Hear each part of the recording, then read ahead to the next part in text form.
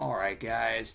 Didn't think I was going to make this video today, but I got home a couple hours ago. It's actually a little after midnight here.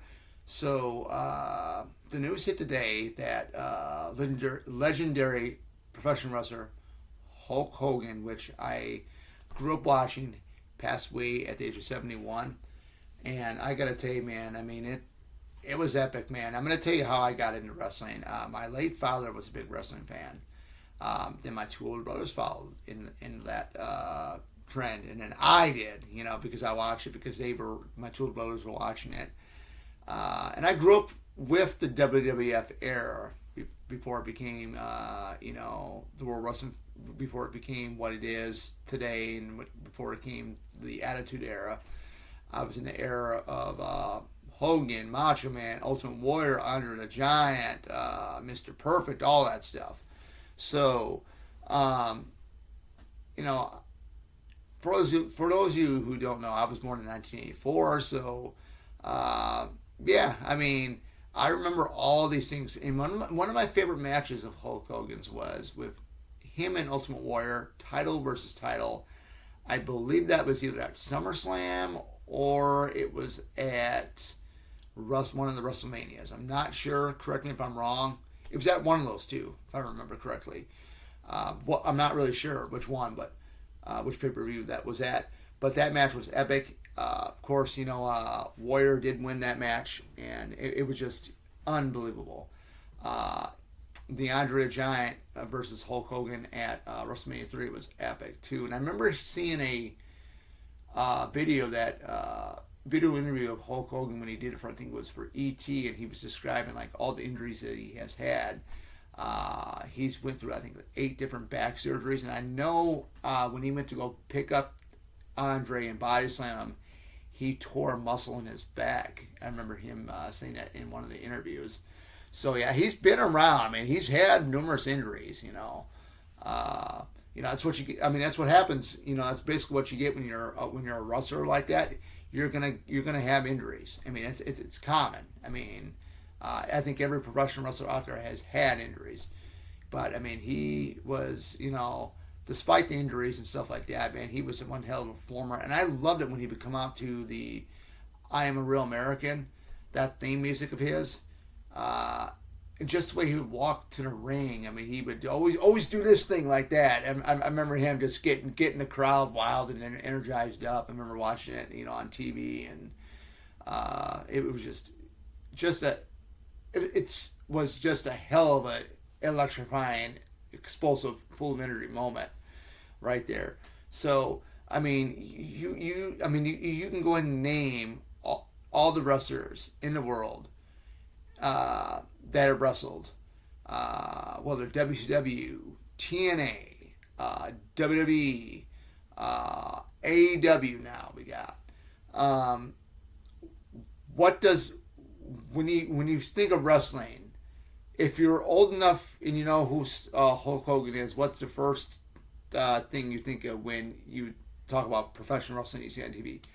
Hulk Hogan, Macho Man, Ultimate Warrior, Roddy Piper, Andre the Giant, all those guys. I mean, those guys paved the way for all these guys like Stone Cold, The Rock, and even the new generation that's out there right now. But yeah, I just loved his gimmick. I loved everything about it. I mean, what you gonna do, brother? When Hulkamania runs wild on you.